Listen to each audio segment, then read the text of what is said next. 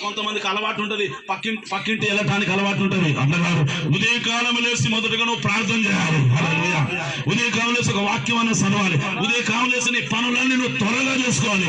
అన్నం వండేసేయాలి, కూరబు వండేసేయాలి, వంటలు తోముకోవాలి, ఆకలి చూసుకోవాలి, నీ ఇంటిని శుభ్రంగా ఉంచుకోవాలి. ఎలా ఉంచుకోవాలమ్మా? ఇంటిని శుభ్రంగా ఉంచుకోవాలి. మీ అత్త లేవగానే అన్ని రెడీ అయిపోవాలి. అన్నం, కూర, భోజనం అంతా. మీ అత్త లేవలేదు, ఇంకా కూర లేదు, లేదు, అన్నం లేదు, ఏం లేదు.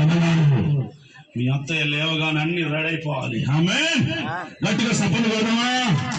హల్లెలూయా, హల్లెలూయా. ఒక రెండు మాటలు చెప్పి ముగిస్తా sir. Okay, thank you sir. Hallelujah, hallelujah. గట్టిగా మొదటిగా ఏం నేర్చుకున్నాం?